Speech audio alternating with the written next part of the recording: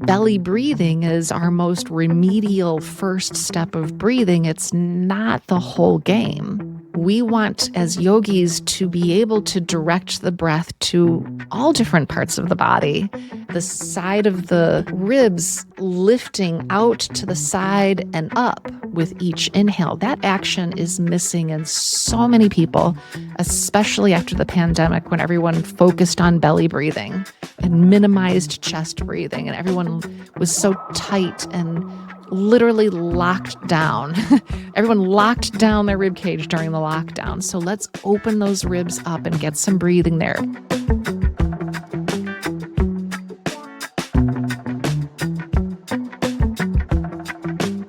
Okay, now we get into some of the things that you can do in child's pose. Once you've got your shoulders flexed, your arms out in front of you, your shoulders on your back, your shoulder blades wrapping, your armpits cupping, your hot air balloons lifting up under your armpits, and active arms and active fingers, then you can side bend. Side bend is, this is going to be in so many classes. Go into child's pose, reach your arms forward, walk your upper body over to the left. When you do that side bend, pick up your torso, drape it over. Say you're going to your left, drape your torso over your left thigh so that you actually are shifting your torso and getting some side bend. Lots of students only move their arms and they're not getting their spine to side bend. So you're looking for there to be a side bend. And then cue breathing, right? If your arms walk over to the left in child's pose, that left side shortening, the right side's lengthening. Let it be a side bend. Expand your breath into the right ribs, especially. Expand into the right waist. So feeling this side bend through the sides of the ribs, through the waist, those are great places to feel this. Top of the shoulder is never a good place to feel this. Armpit itself is not a great place to feel this. We're trying to always understand where we should be feeling sensation and cue those deeper inhales. And you walk back to center with an exhale. Inhale, walk over to the second side. Now you're side bending to your right. Stretch open those left ribs. Inhale. Feel the ribs expanding sideways, not just towards the ceiling, not just towards the head, certainly not towards the floor so much. Anytime you're in a forward fold, you have this unique opportunity to send the breath somewhere else besides the belly. Right? Belly breathing is our most remedial first step of breathing. It's not the whole game. We want, as yogis, to be able to direct the breath to all different parts of the body. And side bending is a great opportunity to make sure that your ribs are doing this bucket handle action. The side of the ribs lifting out to the side and up with each inhale. That action is missing in so many people, especially after the pandemic when everyone focused on belly breathing and minimized chest breathing, and everyone was so tight and literally locked down. Everyone locked down their rib cage during the lockdown. So let's open those ribs up and get some breathing there. Belly breathing's still fine and valid. We want the breath into the abdomen, the waist, the low back, the pelvic bowl, of course. But then we have to specifically cue rib breathing to initiate people back into this thing that they're missing.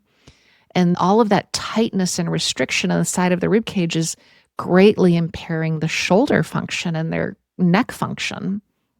So let's restore that breathing with some good side bends in child's pose.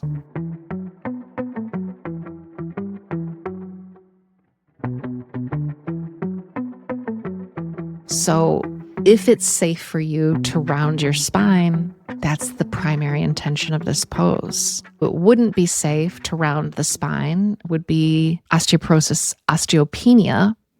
However, in the training that I've done with Dr. Fishman for Yoga for Osteoporosis, they would place a student's arms on a bolster so that it would flatten the kyphosis. Why wouldn't we want to round the spine for someone who has a brittleness in the bones of the spine? Is because the weight of the body pulling on those vertebrae can cause silent fractures. Now, in child's pose, you're not hanging the weight of your body. You're resting with your arms on a bolster, or you're resting with your arms on the floor, and it's not a weight-bearing shape.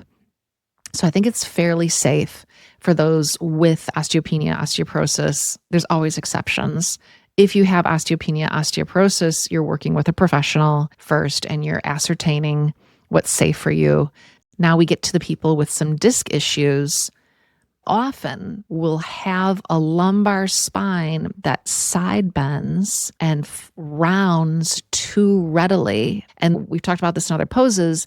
The more the lumbar spine leaves neutral, the easier it is for it to rotate or side bend. And child's pose is no exception. So for that student, I would say, again, do you like child's pose? If you don't, we're just going to skip it. And we could just sit in virasana, right? You could kneel, sit on a block, stay upright, close your eyes, palms face down on your thighs, slow your breathing. This is a safe, great alternative for students that need to be strengthening their back. They do not need to be stretching their low back anymore. They need to tone up the muscles, restore the arch. When you restore that lumbar curve and you work on back strengthening poses, you're starting to align the facet joints, those little joints that are on the side of the vertebrae, line those up, and it holds the vertebrae in place so they can't rotate. Remember how little the lumbar spine is supposed to rotate. And a lot of these disc issues are from side bending rotation in the lumbar spine.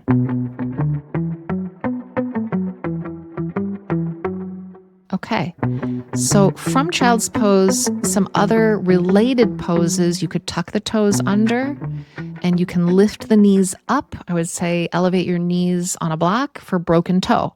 Terribly named pose because then everyone feels like they should be on the necks of their toes. You want to be rocking back to the ball mounts of the feet. And this is a good opportunity to talk about the ankles again in child's pose. Most people sickle their feet. They sickle their ankles. So a sickle is that USSR, Soviet Union, curved shape. The ankles sickle because it's easier. The body always chooses the most efficient, easiest path to finding a shape. Certainly does not volunteer the most biomechanically efficient or correct way of moving. It always chooses its most habitually easiest move. So because of limitations in plantar flexion pointing the foot, or because of laxity in the outer ankle, people tend to not point the foot straight back. Feet are really tight for reasons that are enumerated in countless trainings everywhere. People's feet are tight. We wear shoes, we grip through our feet, icy sidewalks, you name it, the feet are tight. And pointing the feet straight back can often make the feet cramp. So instead of the foot opening up as it should, it's easier for the outer ankle to collapse outwards, which gives us that sickled shape. The heels often hook inwards and the toes curl in towards one another. So to correct that, do this in virasana, right? I would sit vertically, don't be in child's pose yet. Sit on a block, especially if your feet tend to cramp. Widen the toe ends of the feet. Narrow your inner ankle bones, right? Because if the ankles are collapsing out, we want to hug the inner ankles into the block.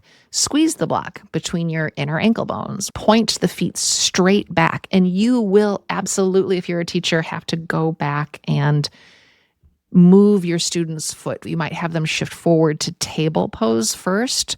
If they've got a lot of tightness going on, tell them to squeeze the block between their ankles. The block can be at whatever width it needs to be for this. And then make the thighs parallel. Carefully, slowly position their foot. Lift the fronts of the ankles first. Right? Always back out of the pose first. So we've backed out by coming to table. We've backed out by manually lifting the front of the ankle bone so that the foot is more dorsiflexed.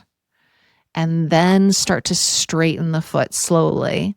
And then if it's tolerable, you can hold the outer ankles of the student as they sit back down, or you can have them reach back and squeeze those outer ankles in as they slowly sit onto the block. See if it's tolerable. Then, once the feet are straight, have them come into child's pose. If you do broken toe pose, then you're working that same dynamic. Outer ankles hug in, the feet are vertical, and you've elevated the knees enough that they're on the ball mounts of the feet, not on the necks of the toes, right? We want to stretch the plantar fascia, the sole of the foot, more than we want to hyperextend the toes and irritate them. A blanket behind the knees in broken toe pose is another way to create spaciousness, just like we're doing in child's pose, just like we would do in virasana, the kneeling pose. And the more vertical you bring your torso in broken toe, the more intense the pose is. So invite students to have their hands on the floor, lean forward if it's very intense, and build tolerance, right? Build tolerance for the intensity, breathe through the intensity, and start to open up the feet in this very helpful pose.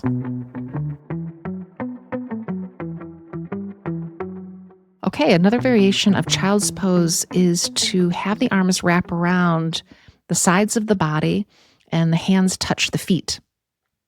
So this closes the circuit of energy, which means that the pose is contained. It's in a loop. So it gets even more into this restful state. However, this variation of the pose isn't great for everyone. If your butt doesn't reach your heels, if your hips are high up in the air, if you're weight bearing closer to your knees or the front of the pose, this variation is not going to feel great. So the arms in front stop that forward momentum. They can even help a student press their hips back towards the heels. And that's a better position for many students. Another variation is the restorative version of this pose. Whenever you do a restorative version, you're holding a pose longer. You don't take the deepest version you can do. You always back out to maybe 60% of what your capacity in the pose is. And if you're going to be holding the pose longer than 5 minutes, back out to about 50% of your range. And then fill the gaps. So any joint that then is away from the floor or should be away from the floor is filled in with support. So that means in child's pose, you'd have a rolled blanket under the front of the ankle and certainly under the shins and the tops of the feet. So the floor is softer. You'd have a blanket or more behind the knees, between the back of the thighs and the calves, to make space at the knee joint. And then you'd open up the forward fold. You would raise the torso with a bolster and several blankets, or 2 bolsters, or even more.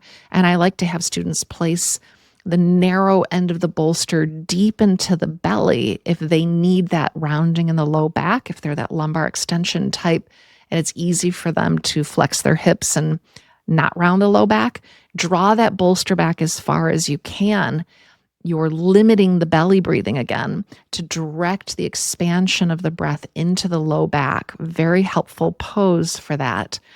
If you're working with more of the lumbar flexion type in this pose, you're not doing that variation. You might have them cross their forearms and rest a more vertical or more angled torso, more upright torso on the seat of a chair.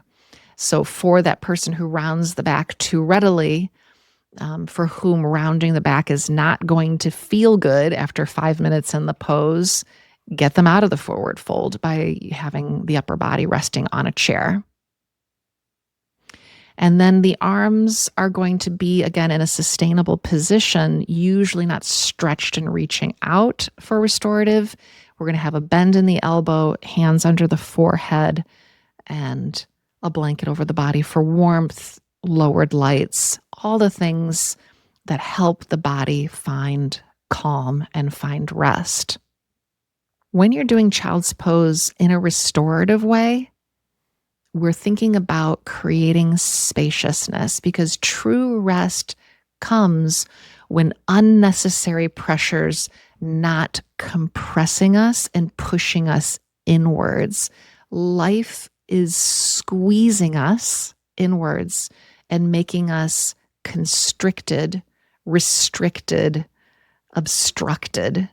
So we want to prop our poses for spaciousness. That's part of why I want you to create space, ease out of your deepest ranges for restorative poses, and always support any joint, elbow, shoulder, spine, knees, ankles that are otherwise collapsing or hanging without support.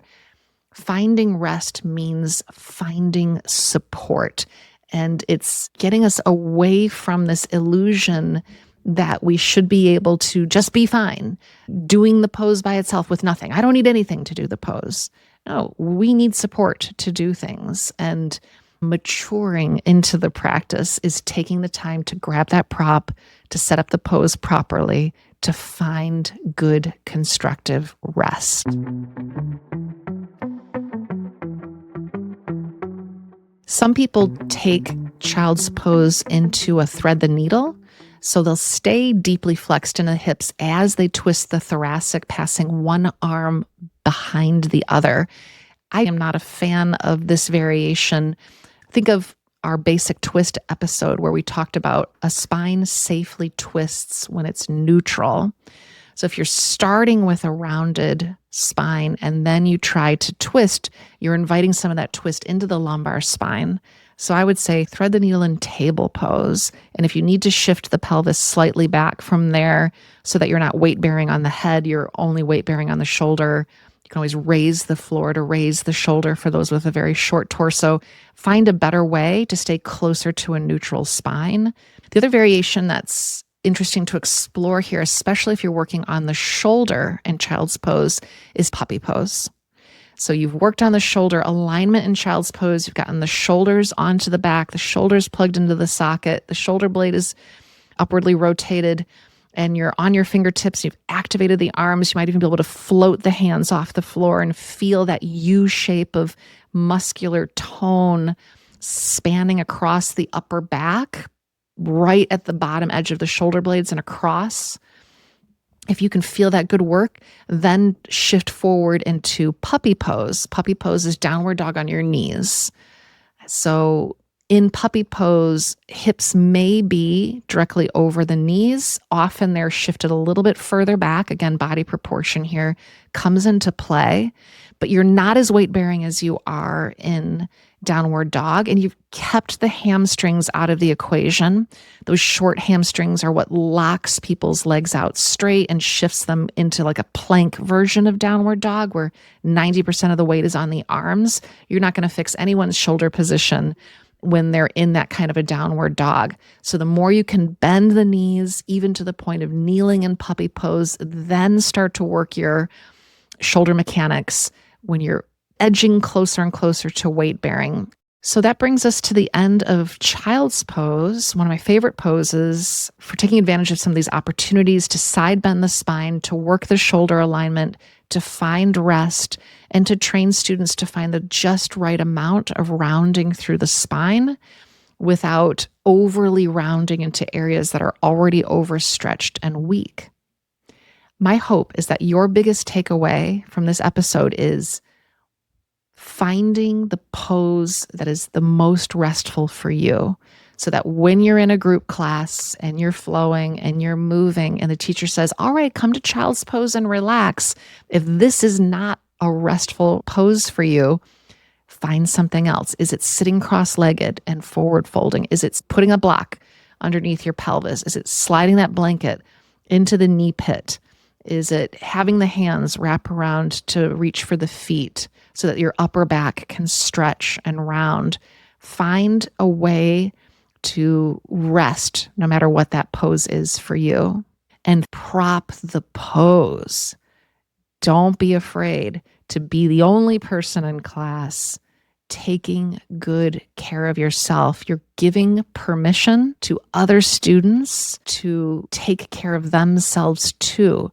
Remember, the classical shape of a pose isn't the goal. The goal is using the shape as a tool to understand your body and then modify the shape so that it gets to your actual goal, which is creating spaciousness for rest relaxing the spine and rounding the spine appropriately. All right, I'm Sarah Westbrook. Thank you for joining me. Please like, comment, share, subscribe, follow us on Instagram at the Yoga Posers Podcast. Look at our website. We've got cheat sheets. We have blog posts. Watch us on YouTube. See if the video is helpful for you and let us know. All right, I look forward to seeing you next time. Thanks for joining me. Namaste.